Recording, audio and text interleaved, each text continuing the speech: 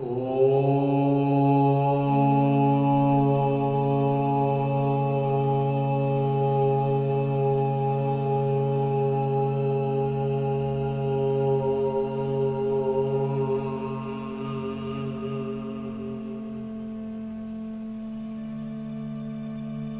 शांति।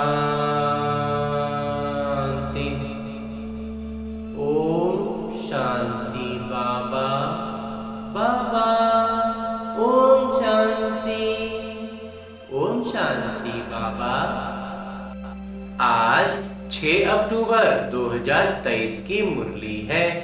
बाबा कह रहे, मीठे बच्चे, याद में रहने की ऐसी अभ्यास करो जो अंत में एक बाबा के सिवाय दूसरा कोई भी याद न आए।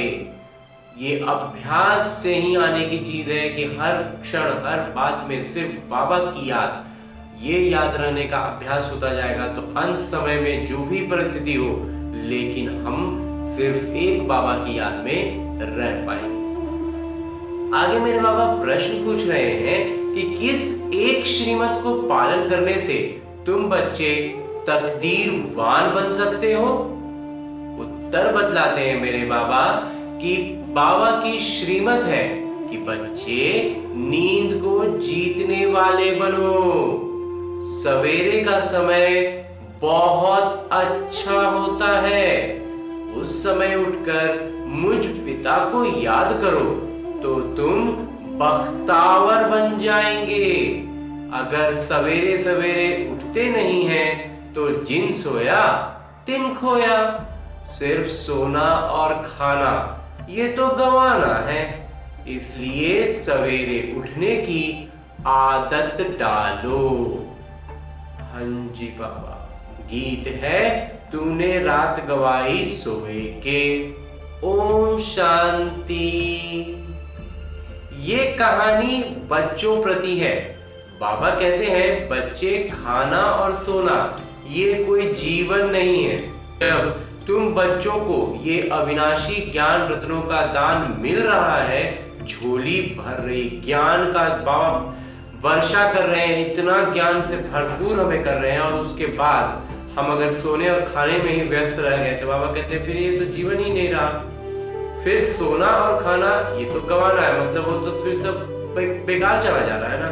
तो सवेरे उठने की बड़ी महिमा है, भक्ति मार्ग में भी ज्ञान मार्ग में भी, क्योंकि सवेरे के समय बहुत शांति रहती है। बाबा कहते हैं भक्ति में भी था सवेरे का महत्व, ज्ञान में भी है सवेरे का महत्व, तो इसको तो नहीं गंवाना है। आत्माएं सब अपने स्वधर्म में रहती हैं, अशरीरी होकर विश्राम पाती हैं। उस समय याद बहुत रहती है। दिन में तो माया का धर्म चक्र रहता है। ये एक ही समय अच्छा, ये सुबह का वही एक समय है जो सबसे अच्छा है। अभी हम कौड़ी से हीरे जैसा बन रहे हैं। बच्चों को बाबा कहते हैं तुम हमारे बच्चे हो, हम तुम्हारे बच्चे हैं। बाबा बच्चे बनते हैं, ये भी समझने की बात है। बाबा अपने बच्चों को वर्षा देते हैं, कोई पिता अपने बच्चों को वर्षा देता है। वैसे मैं सौदागर तो हूं ही, तुम्हारा कौड़ी जैसा तन मन ये सब एकदम घटिया, एकदम निम्न श्रेणी का हो गया है। ये पुराना तुम्हारा सब कुछ लेकर फिर तुमको दे देता हूं कि तुम ट्रस्टी होकर संभालो। बाबा हमारा बच्चा क्यों बन रहे हैं? क्योंकि हम उनको अपना सब कुछ सौंप कर ट्रस्टी होकर के काम कर सके, इसलिए बाबा लेते हैं। लेकिन ये बताते हैं कि ये जो हमारा है ना, एकदम कौड़ी मिसाल, पूरा एकदम कोई सबसे निम्न श्रेणी की स्थिति में है, और उसको भी बाबा लेते हैं, और फिर वहां तो जो देंगे सो देंगे, अभी हम उनको दे पाए, इसलिए बाबा हमें ये बात बतलाते हैं कि मैं तुम्हारा बच्चा भी बनता हूँ। तुम जन्म दर जन्म गाते आए हो, कुर्बान जाऊंगी बलिहार जाऊंगी, हमारा तो एक दूसरा ना कोई, क्योंकि सजनिया तो सब है, तो एक ही साजन को याद करेंगी। देह सहित सब संबंधों को भूलते भूलते एक की ही इतनी याद रहे जो अंत में न यह शरीर और न कोई और याद आए। इतनी अभ्यास करनी है, इसका अभ्यास एकदम पुख्ता होना चाहिए। और इसके लिए सवेरे का समय बहुत अच्छा है। तुम्हारी यह सच्ची सच्ची यात्रा है। वो तो जन्म दर जन्म यात्राएं करते आए, लेकिन मुक्ति तो पाया नहीं, तो झूठी यात्रा हुई ना। जब मुक्ति के लिए गए थे लेकिन मुक्ति मिली नहीं, तो झूठी हो गई। तो ये है रूहानी और सच्ची मुक्ति और जीवन मुक्ति की यात्रा। मनुष्य तीर्थों पर जाते हैं तो अमरनाथ, बद्रीनाथ याद रहते हैं ना।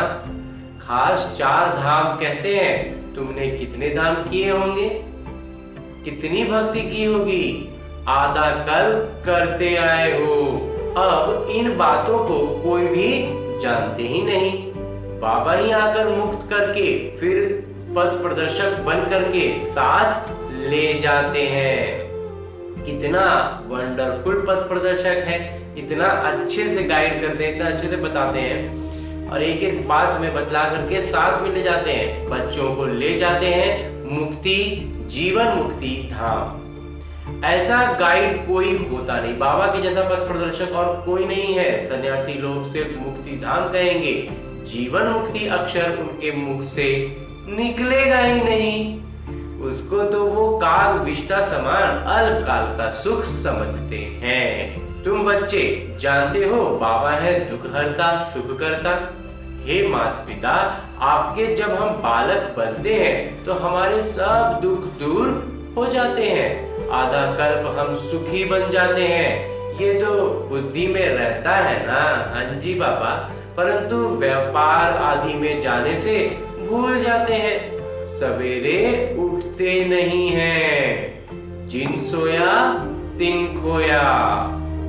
तुम जानते हो बरोबर हमको हीरे जैसा जन्म मिला है। हाँ जी बाबा, अब भी अगर नींद से सवेरे नहीं उठेंगे तो समझेंगे कि ये बख्तावर नहीं है। सुबह को उठकर परम प्रिय परमात्मा को, साजन को याद नहीं करते हैं।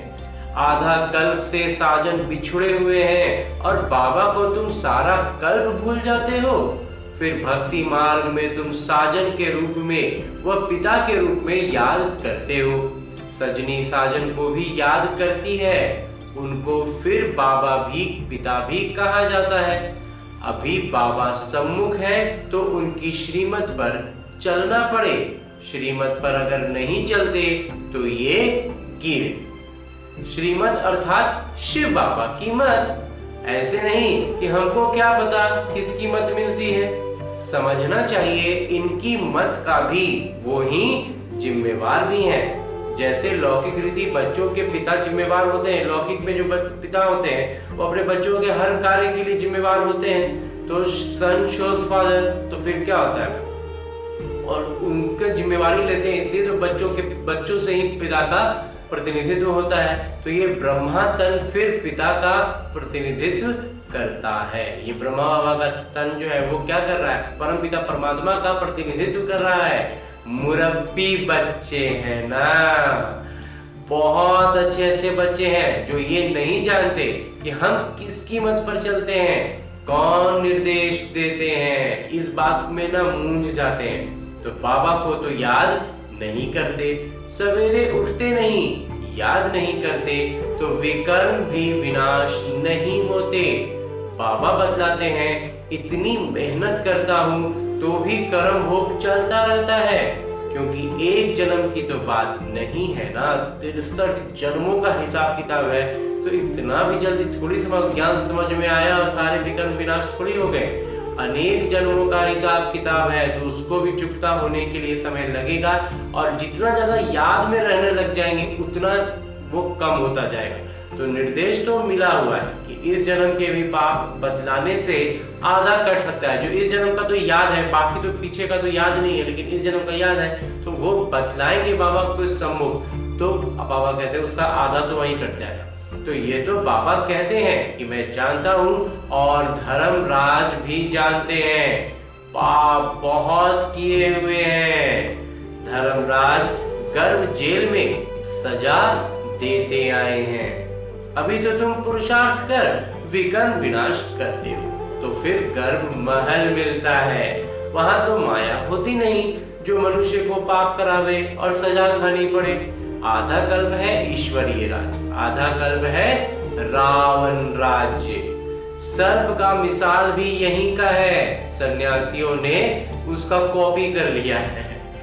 जैसे भ्रमरी का मिसाल बाबा देते हैं, भ्रमरी कीड़े को अपने घर में ले जाती है, तुम भी पतितों को ले आती हो, फिर उनको बैठ शूद्र से ब्राह्मण बनाते हो। तुम्हारा नाम ब्राह्मणी है। ये भ्रमरी का दृष्टांत बहुत अच्छा है। वास्तविकता में आते तो बहुत है, फिर कोई कच्चे रह जाते, कोई सड़ जाते, कोई खत्म हो पड़ते। माया बड़ा तूफान में लाती है। तुम हर एक वास्तव में हनुमान हो। माया कितना भी तूफान लाए, हम बाबा को और स्वर्ग को कभी नहीं भूलेंगे, नहीं भूलेंगे बाबा। घड़ी घड़ी बाबा बाबा कहते हैं, सावधान। मनुष्य तो तीर्थ पर धक्के खाने के लिए जाते हैं, लेकिन जब यहाँ आ गए तो फिर कहीं नहीं जाते। एक ही पिता और सुख धाम को याद करते रहना है। तुम तो बरोबर विजय पहनने वाले ही हो। इनको बुद्धि योग बल या ज्ञान बल कहा जाता है। याद करने से बल मिलता है, बुद्धि का ताला खुलता है। अगर कोई भी बेकायदे चलन चलते हैं तो उनकी बुद्धि का ताला बंद हो जाता है। बाबा समझाते भी हैं कि अगर तुम ऐसा करेंगे तो ड्रामा के अनुसार बुद्धि का ताला तो बंद हो जाएगा। किसी को कह नहीं सकेंगे कि विकार में मत जाओ, खुद विकार में पड़े हो तो दूसरों को कैसे कहेंगे। अंदर ही अंदर खाता रहेगा, किसी को बोलने नहीं पाएंगे, अपने खुद में ही घुटन होती रहेगी कि हमने इतने पाप किए हैं। अज्ञान काल में भी खाता है, मरते हैं तो फिर तौबा तौबा करते हैं। अज्ञान काल में भी रहते हैं तो भी कहीं ना कहीं तो पता महसूस होता है, और जब बाबा कहते हैं जब मरते हैं तो तौबा तौबा करते हैं। फिर पिछाड़ी में सब पाप सामने आ जाते हैं। गर्भ जेल में गया, फट से सजाएं शुरू हो जाती हैं। पिछाड़ी में यानी बाद में याद जरूर आता है, ये बातें बाद में जरूर याद आती हैं। तो अब बाबा कहते हैं तुमको तो तौबा तौबा नहीं करनी है, तुम पाप ही मत करो। अभी पाप कर लो, बाद में तौबा तौबा करो। तो बाबा कहते हैं वो काम ही नहीं करो ना, तुमको बाबा ज्ञान दे रहे हैं। पिंजरे का पंछी होता है ना, तुम भी तो पिंजरे के पंछी थे। अभी बाबा गर्भ जेल से की सजाओं से छुड़ाते हैं। अब जाके हमें बाबा जो ज्ञान देते हैं, इससे हम गर्भ जेल की सजाओं से छूटते हैं। कहते हैं मुझ पिता को याद करो तो पापों की सजाओं से छूट जाएंगे, तुम पावन बन जाएंगे। अगर फिर गिरे तो बहुत चोट लग जाएगी। अशुद्ध अहंकार है पहले, फिर है काम क्रोध। सबसे पहले अशुद्ध अहंकार आता है, तब काम क्रोध उसके बाद आता है। तो सबसे बड़ा तो काम महाशत्रु है।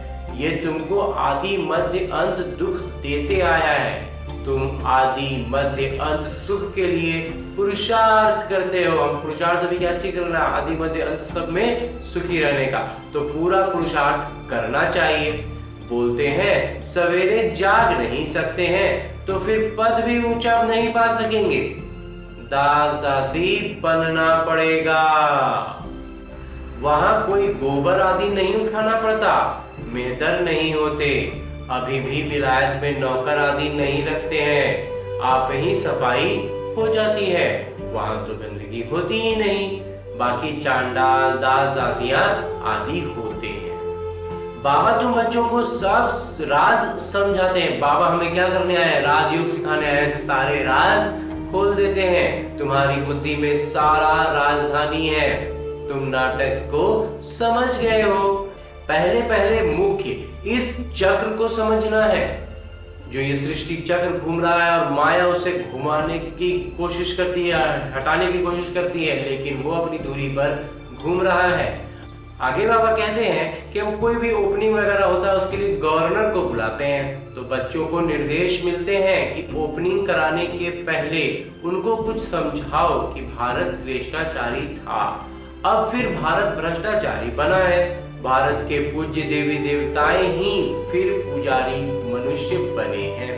ये जरूर समझाना है तो वो खुद भी कहें और सृष्टि चक्र का राज ये समझाते हैं, तो उनको वो भी इन बात को अगर समझेंगे तो वो भी बतलाएंगे कि ये सृष्टि चक्र का राज को समझाते हैं। तो जो ये जानते हैं उनको त्रिकालदर्शी कहा जाता है। बाबा कहते हैं जो इस चक्र को समझ गए वो त्रिकालदर्शी हो गए। तो मनुष्य होकर अगर नाटक को न जाने तो बाकी क्या काम। मनुष्य हैं और नाटक को ही नहीं जान रहे, पूरे सृष्टि चक्र को ही नहीं समझ रहे, तो फिर बाबा कहते हैं फिर और कोई काम का कोई बात ही नहीं है।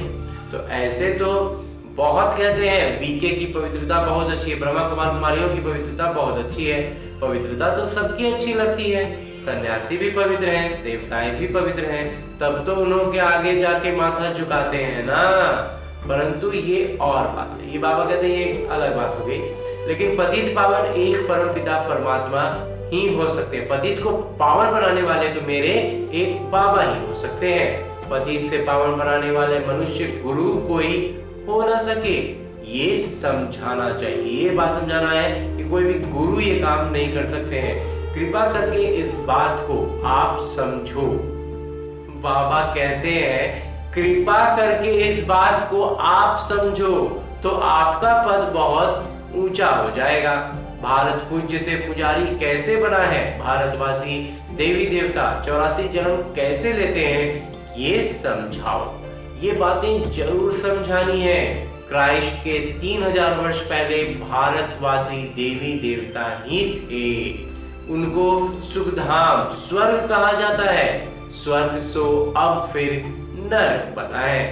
ये फिर तुम बैठ समझाएंगे तो बहुत भारी तुम्हारी महिमा होगी। बाबा कहते तुम्हारी भी महिमा बहुत भारी होगी। नहीं चाहिए बाबा, महिमा सिर्फ आपकी, हमें सिर्फ निमित्त बनने का सौभाग्य मिले। अखबार वालों को भी पार्टी देनी है, उनको भी निमंत्रण देना है, फिर वो आग लगाए या पानी डाले उन पर सारा मदार है। बाबा कहते हैं उनको भी निमंत्रण दो, उनको भी बुलाओ, और उसके बाद फिर वो इस बात को, इस पवित्रता की बात को, इस ज्ञान की बातों को अच्छा में प्रकाशित करते हैं कि बुरा में प्रकाशित करते हैं, ये उनका काम है। ये तो तुम बच्चे जानते हो कि लड़ाई तो लगनी ही है। खून की नदी बहेगी भारत में, हमेशा यहाँ से ही खून की नदी बहती आई है। अभी पार्टीशन जो हुआ, भारत पाकिस्तान अलग हुआ, तो कितने मनुष्य दर बदर हुए, एकदम अलग अलग राजधानी हो गई। ये भी नाटक में नूंद है। आपस में लड़ते विभाजन डालते आए हैं, बात बात पर हर चीज में विभाजन कर देते हैं। पहले कोई हिंदुस्तान पाकिस्तान अलग थोड़े ही था। हिंदुस्तान अलग है, पाकिस्तान अलग है, ऐसा तो कुछ था ही नहीं।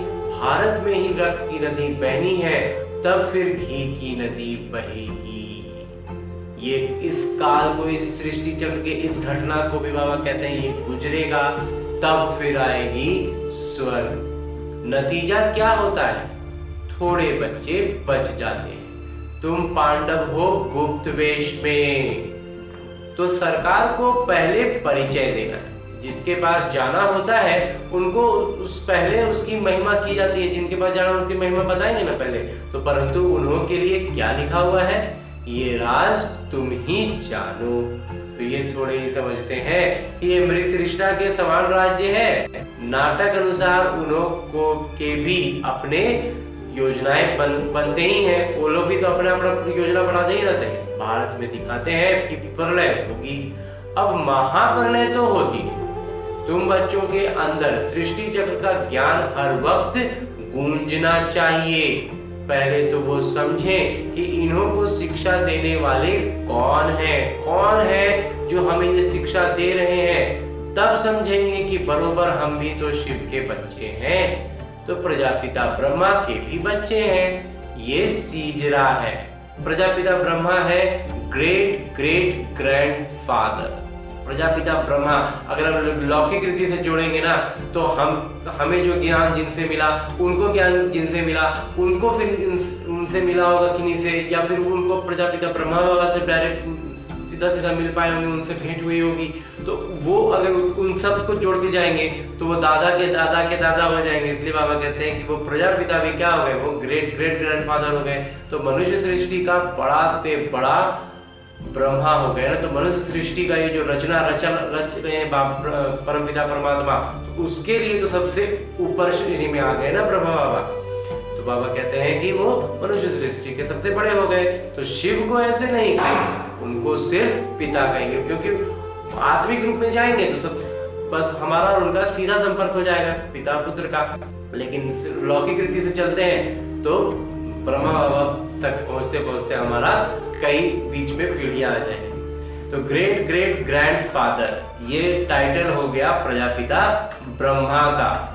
जरूर ग्रैंड मदर ग्रैंड चिल्ड्रन भी होंगे। तो तुम बच्चों को ये सब समझाना है, शिव है सभी आत्माओं के पिता। ब्रह्मा द्वारा सृष्टि रचते हैं। तुम जानते हो हमारी फिर कितनी बिरादरियां निकलती हैं। गवर्नर को समझाना चाहिए कि ऐसे प्रदर्शनी तो कोने कोने में करानी चाहिए, आप प्रबंध करा के दो। हमको तो देखो 3 पैर पृथ्वी के भी नहीं मिलते और फिर हम विश्व के मालिक बन जाते हैं। तो तुम प्रबंध कर दो तो हम भारत को स्वर्ग बनाने की सेवा करें। वो तुमको थोड़ी मदद देंगे तो भी सब उनको कहने लग पड़ेंगे कि गवर्नर भी ब्रह्मा कुमार बनाए। अच्छा, मीठे मीठे सिकिलते बच्चों प्रति माता पिता बाबा का याद प्यार और आशीर्वाद। रूहानी बाबा की रूहानी बच्चों को नमस्ते। हम रूहानी बच्चों की ओर से रूहानी माता पिता का बाबा को याद प्यार और प्रणाम। धन्यवाद बाबा, धन्यवाद। मुरली के लिए भी धन्यवाद और इस अनूठे अलौकिक ब्राह्मण जीवन के लिए भी बहुत बहुत बहुत धन्यवाद बाबा, बहुत धन्यवाद। धारणा करने के लिए, ताकि हम अपने ब्राह्मण जीवन में इन बातों को, मुरली की इन बातों को अपने जीवन में धारण करेंगे तो हमारा जीवन में पुरुषार्थ तीव्र होता जाएगा। इसमें सबसे पहली बिंदु है कि कौड़ी जैसा तन मन धन जो भी है उसे बाबा पर कुर्बान कर, फिर ट्रस्टियों पर संभालना है। बाबा कहते हैं ये कौड़ी जैसा है, तन भी मन भी धन भी, लेकिन जो भी है उसको बाबा पर कुर्बान कर दो और तब फिर ट्रस्टी होकर के खाली संभालो। ममत्व निकाल देना, वास्तविकता में करना क्या है, ममत्व निकाल देना। सवेरे सवेरे उठ बाबा को प्यार से याद करना है। ज्ञान बल और बुद्धि योग बल से माया पर विजय पानी है। और आगे मेरे बाबा वरदान दे रहे हैं। वरदान देते हुए मेरे बाबा कहते हैं, दृष्टि द्वारा शक्ति लेने और शक्ति देने वाली महादानी वरदानी मूर्त भव। आगे चलकर जब वाणी द्वारा सेवा करने का समय व परिस्थितियां नहीं होंगी, तब वरदानी महादानी दृष्टि द्वारा ही शांति की शक्ति, प्रेम, सुख व आनंद की शक्ति का अनुभव करा सकेंगे। खुद तो अनुभव में इतना भरपूर रहेंगे कि दूसरों को ये अनुभूति करा सकेंगे। जैसे जड़ मूर्तियों के सामने जाते हैं तो चेहरे द्वारा वाइब्रेशन मिलते हैं, नयनों से दिव्यता की अनुभूति होती है। तो आपने जब चैतन्य में ये सेवा की है तब तो जड़ मूर्तियां बनी हैं। इसलिए दृष्टि द्वारा शक्ति लेने और देने का अभ्यास करो, तब महादानी वरदानी मूर्त बनेंगे। अंजी बाबा। और अंत में स्लोगन है, मुरली का उपदेश है कि फीचर्स में सुख शांति और खुशी की झलक हो तो अनेक आत्माओं का फ्यूचर श्रेष्ठ बना सकते हो। जब हमारी प्रवृत्ति ऐसी होगी कि हम सुख और शांति झलकता रहेगा हमारे व्यक्तित्व से, तो बाबा कहते हैं ऐसा करेंगे तो दूसरों पर ऐसा प्रभाव पड़ेगा कि वो भी ज्ञान को बहुत अच्छे से अपना पाएंगे और उनका भी जो भविष्य है वो अच्छा हो जाएगा, श्रेष्ठ हो जाएगा। अंजी बाबा। और आज की मुरली के बाद मेरे बाबा अव्यक्त इशारे दे रहे हैं कि विजयीपन के निश्चय वह त्रिकालदर्शीपन के आधार पर जो भी कार्य करेंगे वो कभी व्यर्थ व असफल नहीं होगा। हमेशा त्रिकालदर्शीपन का बुद्धि में रहे, विजयपन का आधार बुद्धि में आधार बना रहे, तो बाबा कहते फिर कोई भी कार्य असफल नहीं होगा। सिर्फ वर्तमान समय को समझना इसको संपूर्ण नहीं कहेंगे। यदि कोई भी कार्य में असफलता होती है, वह व्यर्थ हो जाता है, तो इसका कारण तीनों कालों को सामने रखते हुए कार्य नहीं करते हो। बुद्धि में तीनों कालों का ज्ञान को नहीं चलाते रहेंगे कोई कार्य को करने में, तो बाबा कहते हैं वो फिर असफल हो सकता है। और तीनों कालों का ज्ञान बुद्धि में निरंतर रहेगा और विजयपन का बुद्धि पर आधार बना रहेगा, तो कोई भी कार्य असफल नहीं होगा। हाँ जी बाबा, शुक्रिया बाबा, धन्यवाद। ओम शांति बाबा, ओम शांति।